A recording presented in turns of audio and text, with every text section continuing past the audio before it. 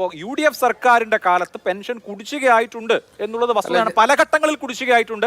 അത് സർക്കാർ അതിന്റെ കാലാവധി പൂർത്തീകരിക്കുന്ന വേളയിൽ പോലും ചില തുക അല്ലെങ്കിൽ ചില സെക്ഷനുകളിൽ തുക കുടിശ്ശികയായി ബാക്കി നിൽപ്പുണ്ടായിരുന്നു എന്നുള്ളത് വസ്തുതയാണ്. അപ്പോൾ വസ്തുതകളെ നമുക്ക് തമസ്കരിക്കേണ്ട കാര്യമില്ലല്ലോ. ഞാൻ ഒരു വസ്തുതയും തമസ്കരിക്കുന്നില്ല. അതിന് അടിസ്ഥാനപരമായ എല്ലാ ഡോക്യുമെൻറ്റും എൻ്റെ കയ്യിലുണ്ട്, നിങ്ങളുടെ കയ്യിലുണ്ട്. എന്താണ് വസ്തുത? എനിക്ക് ഒരൊറ്റ കാര്യം പറയാം. ഈ 18 മാസത്തെ പെൻഷൻ കുടിശ്ശികയുണ്ടായിരുന്ന M സ്വരാജ് നിങ്ങളുടെ സ്ഥാനാർത്ഥി ഒരു പ്രാവശ്യം ഒന്ന് പറഞ്ഞു കാണിച്ചു തരാമോ? ഒരൊറ്റ പ്രാവശ്യം. അതിൻ്റെ കാരണം എന്താണെന്നറിയോ? ഈ ചോദ്യം ചോദിച്ചത് ശ്രീ M സ്വരാജ് ആയിരുന്നു, അന്നത്തെ തൃപ്പൂണിത്തുറ അംഗം. എന്നാ ചോദിച്ചത് 26/4/2017. അന്ന് ധനകാര്യമന്ത്രി ആരാ? Shri TM Thomas Isaac. അദ്ദേഹമാണ് ഉത്തരം കൊടുത്തത്. എന്താണ് ഉത്തരം കൊടുക്കുന്നത്? 2015 ജനുവരി വരെയുള്ള പെൻഷൻ തുക വിതരണം ചെയ്യപ്പെടാത്ത വാർദ്ധകാല പെൻഷൻ, അങ്ങനെ കുറച്ച് പെൻഷൻ 2014 ഡിസംബർ മാസത്തെ തുക കുടിശ്ശികയായിട്ടുണ്ടായിരുന്നു. 2015 ഫെബ്രുവരിയിലുള്ള തുക ഗുണഭോക്താക്കൾക്ക് DBT സംവിധാനത്തിൽ വിതരണം ചെയ്തു വരികയായിരുന്നു. ആ സംവിധാനത്തിലുണ്ടായ പ്രശ്നങ്ങൾ മൂലം കുറച്ച് പ്രശ്നങ്ങൾ ഉണ്ടായിട്ടുണ്ട്. ഇതുമൂലം വന്ന കുടിശ്ശിക ഇനത്തിൽ 1389.58 കോടി രൂപ വിതരണം ചെയ്തിട്ടുണ്ട്. ഇതാണ് ഉത്തരം. ശ്രീ M സ്വരാജിന്റെ ഉത്തരമാണിത്. 2 മാസത്തെ കുടിശ്ശികയാണ് M സ്വരാജ് ചോദിച്ച ചോദ്യത്തിന് തോമസ് ഐസക് പറഞ്ഞ ഉത്തരമാണ് ഞാൻ ഈ പറയുന്നത്. രണ്ടാം ഞാൻ പറയട്ടെ ശ്രീ, ഈ കേൾക്കുന്ന ജനങ്ങൾക്ക് മുഴുവൻ മനസ്സിലാകുമ്പോൾ ഒച്ച ഉണ്ടാക്കരുത്. താങ്കൾ പറഞ്ഞത് വസ്തുതാ വിരുദ്ധമാണെന്ന് ജനങ്ങൾക്ക് മനസ്സിലായി. ഇനി ഒച്ച ഉണ്ടാക്കി രക്ഷപ്പെടാൻ ശ്രമിക്കരുത്. കാരണം എന്താ? M സ്വരാജിന്റെ ചോദ്യത്തിന് തോമസ് ഐസക് പറഞ്ഞ ഉത്തരമാണ് 2 മാസത്തെ കുടിശ്ശിക. അതിനുശേഷം വന്നതിൽ DBT സംവിധാനത്തിൽ വന്ന പാകപ്പിഴ, അത് സർക്കാരിന്റെ കുഴപ്പമായിട്ടല്ല തോമസ് ഐസക് പറയുന്നത്. അത് തോമസ് ഐസക് തന്നെ പല ഇന്റർവ്യൂവിലും പറഞ്ഞിട്ടുണ്ട്. അതവിടെ നിൽക്കട്ടെ. ഇനി രണ്ടാമത്തെ കാര്യം, താങ്കൾ കർഷക പെൻഷന്റെ കാര്യം പറഞ്ഞുവല്ലോ. കർഷക പെൻഷന്റെ കാര്യത്തിൽ അതാ ഒരൊറ്റ ചോദ്യം ഞാൻ പറയാം. 15ാം കേരള നിയമസഭയുടെ 1ാം സമ്മേളനത്തിൽ നക്ഷത്ര ചിഹ്നമില്ലാത്ത ചോദ്യം നമ്പർ 328 8/6/2021 മറുപടി പറഞ്ഞത്, നിങ്ങൾ ഈ ക്ഷേമനിധി കർഷക പെൻഷന്റെ കാര്യം പറഞ്ഞു. കർഷക പെൻഷന്റെ ഗുണഭോക്താക്കൾ എത്ര പേരാണ്? 12,320 പേരാണ് എന്ന് 2011 UDF സർക്കാർ അധികാരത്തിൽ വരുമ്പോൾ അന്ന് എത്രയാണ് പ്രതിമാസ പെൻഷൻ? 400 രൂപയാണ്.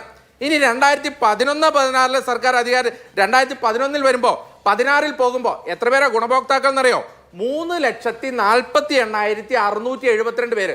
12,000 പേർക്ക് കർഷക പെൻഷൻ കൊടുത്തുകൊണ്ടിരുന്നിടത്തുനിന്ന് 3,30,000 പേരെ അധികമായി ചേർത്ത് 3,48,000 പേർക്ക് കർഷക പെൻഷൻ കൊടുത്തു. എത്രയാണ്? നിങ്ങൾ കൊടുത്തതിനേക്കാൾ 200 രൂപ കൂടുതൽ, 600 രൂപ. നിങ്ങളത് കൂട്ടിയിട്ടുണ്ട്, ഇല്ല എന്ന് ഞാൻ പറയുന്നില്ല. ഇപ്പൊ ഡിസബിലിറ്റി പെൻഷൻ സ്വാഭാവികമാണ്, 400 രൂപയായിരുന്നു നിങ്ങളുടെ കാലഘട്ടത്തിൽ ഉണ്ടായിരുന്നത്. ഞങ്ങൾ ഇറങ്ങിപ്പോകാൻ നേരം 1,100 രൂപയാക്കി. കാലാനുസൃതമായ മാറ്റം നിങ്ങൾ 1,500 കൊണ്ടുവന്നിട്ടുണ്ട്. പെൻഷന്റെ കാര്യത്തിൽ ഇങ്ങനെയാണ്. അത് കാലാന്തരങ്ങളിൽ നടക്കുന്നതാണ്. ഞങ്ങൾ ഇറങ്ങിപ്പോകുമ്പോൾ കേരളത്തിൽ 48 ലക്ഷത്തോളം ആളുകൾക്ക് പെൻഷൻ മസ്റ്റർ ചെയ്ത് പെൻഷൻ കൊടുത്തുകൊണ്ടിരുന്നതാണ്. നിങ്ങളത് 56 ലക്ഷത്തിലേക്ക് കൊണ്ടുവന്നു. കാലാന്തരമായ മാറ്റമാണ്. ഇതിനകത്തൊന്നും തർക്കമില്ലല്ലോ ശ്രീ അരുൺകുമാർ. അരുൺകുമാർ പറഞ്ഞതിൽ തന്നെ ഉത്തരമുണ്ട്. എന്താണ്? കുടിശ്ശിക വന്നു. കുടിശ്ശിക വന്നില്ല എന്ന് അരുൺകുമാർ പറഞ്ഞില്ലല്ലോ. കുടിശ്ശിക കൊടുക്കാൻ തീരുമാനിച്ചു എന്ന് തന്നെയല്ലേ അരുൺ പറഞ്ഞത്? എന്ന് പറഞ്ഞാൽ കുടിശ്ശിക ഉണ്ട്. കേരളത്തിൽ പെൻഷന്റെ തുകയിൽ കുടിശ്ശികയുണ്ട്. അത് തന്നെയാണ് ശ്രീ KC വേണുഗോപാൽ പറഞ്ഞത്. 2024 തെരഞ്ഞെടുപ്പിന്റെ ഘട്ടത്തിൽ 6 മാസത്തെ പെൻഷൻ തുക ഈ പെൻഷൻ കുടിശ്ശിക വന്നത് ഇപ്പോ മാത്രമാണോ? പെൻഷൻ കുടിശ്ശിക വന്നത് ഇപ്പോൾ മാത്രമാണ്. ഇപ്പോൾ നമ്മളിപ്പോൾ താങ്കൾ തോമസ് ഐസക് പറഞ്ഞ വിവിധ നിയമസഭാ ചോദ്യോത്തരങ്ങൾ പറഞ്ഞു. നോക്കൂ, MK മുനീർ P ശ്രീരാമകൃഷ്ണന്റെ ചോദ്യത്തിന് മറുപടിയായി 15/2/2016 എന്ന് പറഞ്ഞാൽ ഉമ്മൻചാണ്ടി സർക്കാരിന്റെ കാലത്തെ അവസാനത്തെ നിയമസഭാ സമ്മേളനത്തിൽ കൊടുത്തിട്ടുള്ള മറുപടി, ഈ സർക്കാർ ക്ഷേമ പദ്ധതികളുടെ ക്ഷേമ പെൻഷന് വേണ്ടി എത്ര രൂപ ചിലവഴിക്കുന്നുണ്ട്? 243.43 കോടി രൂപ. എത്ര പേർക്ക് അർഹമായ ക്ഷേമ പെൻഷനുകൾ 2016 ജനുവരി 30 കുടിശ്ശികയായിട്ടുണ്ട്? അതിൽ പറയുന്ന ഉത്തരം 26.27 ലക്ഷം പേർക്കായി 1397.7 കോടി രൂപ കുടിശ്ശികയായി നൽകാനുണ്ട്. ഇത് അന്നത്തെ സാമൂഹ്യക്ഷേമ മന്ത്രി MK മുനീർ P ശ്രീരാമകൃഷ്ണന് കൊടുത്തിട്ടുള്ള മറുപടിയാണ്. അതിനുശേഷം അദ്ദേഹം വിവിധ കുടിശ്ശികയുടെ കാര്യം പറയുന്നുണ്ട്. കർഷക തൊഴിലാളി പെൻഷൻ 2015 സെപ്റ്റംബർ വരെ വിതരണം നടത്തി, ബാക്കി കുടിശ്ശികയായി. ഒക്ടോബർ മുതൽ കുടിശ്ശികയുണ്ട്. അസംഘടിത തൊഴിലാളി പെൻഷൻ 2015 മാർച്ച് വരെ വിതരണം നടത്തി, ബാക്കി കുടിശ്ശികയുണ്ട്. ഏപ്രിൽ മുതൽ കുടിശ്ശികയാണ്. മരം കയറ്റ തൊഴിലാളി പെൻഷൻ ഏപ്രിൽ മുതൽ ജൂലൈ 2015 വരെ വിതരണം നടത്തി, 2015 ഓഗസ്റ്റ് മുതൽ കുടിശ്ശികയാണ്. തൊഴിൽ വകുപ്പ് മുഖേന നൽകി വരുന്ന മറ്റ് ക്ഷേമ പെൻഷനുകൾ 2015 ജൂലൈ വരെ ആണ് അനുവദിച്ചിട്ടുള്ളത്, ബാക്കി കുടിശ്ശികയാണ്. ഇത് UDF സർക്കാരിന്, ഉമ്മൻചാണ്ടി സർക്കാരിന്റെ കാലത്തെ അവസാനത്തെ നിയമസഭാ സമ്മേളനത്തിൽ നൽകിയിട്ടുള്ള ഫെബ്രുവരി മാസത്തിൽ നൽകിയിട്ടുള്ള മറുപടിയാണ്. അപ്പോൾ സർക്കാർ ഇറങ്ങിപ്പോവാൻ പോകുന്ന വേളയിൽ പോലും കുടിശ്ശിക ഇത്രയാണ് എന്ന് അന്നത്തെ സാമൂഹ്യക്ഷേമ മന്ത്രി കൊടുത്തിട്ടുള്ള ഉത്തരവാണ്, മറുപടിയാണ്. ഇതൊക്കെ പബ്ലിക് ഡൊമൈനിലുണ്ട്. അപ്പോൾ നിങ്ങൾ അങ്ങോട്ടും ഇങ്ങോട്ടും തർക്കുക എന്നുള്ളതിനപ്പുറത്ത് ജനങ്ങളെ യാഥാർത്ഥ്യം അറിയിക്കുക എന്നുള്ളതല്ലേ പ്രധാനപ്പെട്ട കാര്യം. അതെ, ജനങ്ങളെ യാഥാർത്ഥ്യം അറിയിക്കുക എന്നുള്ളതാണ്. അത് ശരിയാണ്. എന്തുകൊണ്ടാണ് കുടിശ്ശിക വന്നത് എന്നുള്ളത് ശ്രീ തോമസ് ഐസക് ഉത്തരം പറഞ്ഞില്ലേ. UDF കാലഘട്ടത്തിന്റെ അവസാന കാലഘട്ടത്തിൽ എന്തുകൊണ്ടാണ് കുടിശ്ശിക വന്നത് എന്നുള്ളത് തോമസ് ഐസക് ഉത്തരം പറഞ്ഞത്. എന്താണ് പറഞ്ഞത്? ഡയറക്റ്റ് ബാങ്ക് ട്രാൻസ്ഫർ, നേരിട്ട ബാങ്ക് അക്കൗണ്ടിലേക്ക് പണം കൊടുക്കുന്ന പെൻഷൻ രീതി കൊണ്ടുവന്നു. ആ കൊണ്ടുവന്നപ്പോ ഒന്ന്, ബാങ്ക് അക്കൗണ്ടുകൾ കൃത്യമായി കൊടുത്തതിൽ തെറ്റു വന്നവർ, അല്ലെങ്കിൽ അത് കൃത്യമായി എൻറോൾ ചെയ്യാത്തവർ, ഇതുകൊണ്ട് DBT സംവിധാനത്തിൽ വന്ന പാകപ്പിഴ മൂലം കുറച്ച് പെൻഷനുകളിൽ കുടിശ്ശിക വന്നിട്ടുണ്ട്. ഇത് MK മുനീർ അല്ലല്ലോ പറഞ്ഞേ.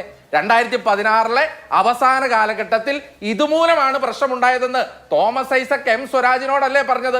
അപ്പോൾ നിങ്ങൾക്ക് മനസ്സിലായില്ലേ എന്തുകൊണ്ടാണ് അന്ന് ആ തുക കൊടുക്കാതെ പോയതെന്ന്. ഇന്ന് ഈ തുക കൊടുക്കാതെ 6 മാസത്തെ തുക കൊടുക്കാനുണ്ട് എന്നുള്ളതിൽ നമുക്ക് സംശയമില്ലല്ലോ. KC വേണുഗോപാൽ പറഞ്ഞത് അവിടെ തന്നെയാണ്. അദ്ദേഹം പാർലമെന്റ് തെരഞ്ഞെടുപ്പ് മത്സരിക്കാൻ നേരം 6 മാസത്തെ തുക കേരളത്തിൽ കൊടുക്കാനുണ്ട്. രണ്ട് ഗഡുക്കളായി അവർ കൊടുക്കാൻ വന്നവർ പ്രാഥമിക സഹകരണ സംഘത്തിലെ ജീവനക്കാരാണ്.